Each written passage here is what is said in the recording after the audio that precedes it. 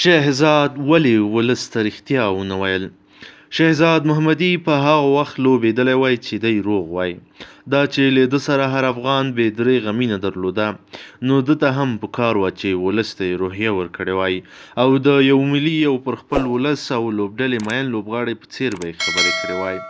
د افغانستان ملي ګټو ته یې کتلي وای، نو بیا به د ده پر وړاندې د ولس مینه دوچنده شوې وای، او که د خپل درد احساس یې زموږ سره په رښتینې توګه شریک کړی وای، د دې پر ځای چې موږ تاسو ته یې حقایق بیان کړي وای، زموږ په سترګو کې یې خاورې وشیندلې او خپلې شخصي ګټې ورته ښې ښکاره شوې، او د انګلستان څخه په رارسېدو یې سم هغه څه د رسنیو سره ونه ویل چې باید ویلي وای.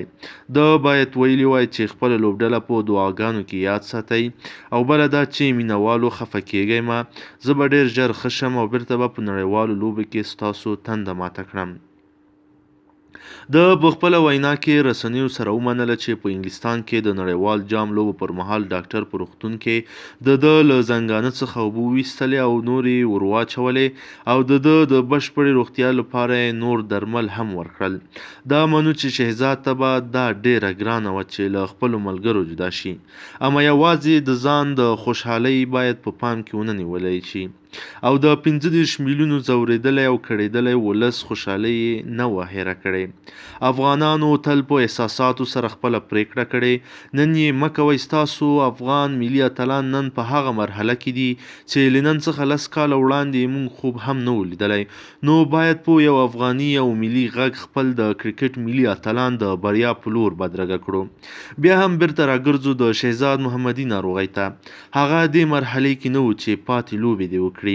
د هغه ناروغۍ وروستۍ مرحلې ته رسېدلې ده، او که داسې نه وه نو ولې په تمریناتي لوبه کې تر پایه ونه لوبېده او د ډاکټر سره یو ځای له لوبغاړي ووت او لوبه یې په نیمایي کې پرېښوده. هلته خو ده باندې د هېڅ فشار هم نه و پروت.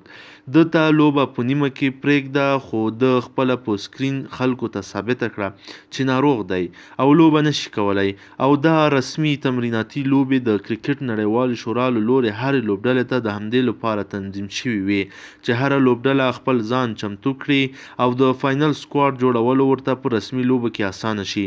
موږ خو به شهزاد ته دا دعا وکړو چې اوس دې الله ورته روغتیا نصیب کړي. دا چې دی د افغان کرکټ بورډ سره رسمي لوبغاړی ده او د قرارداد له مخې قانون سره ټکر وکړ، پرېکړه زموږ او ستاسو په لاس کې نه ده، بلکې د قانون کار دی، او د کرکټ بورډ پرېکړه ده چې هغوی ورته د دې سرغړونې په بدل کې څه سزا ورکوي.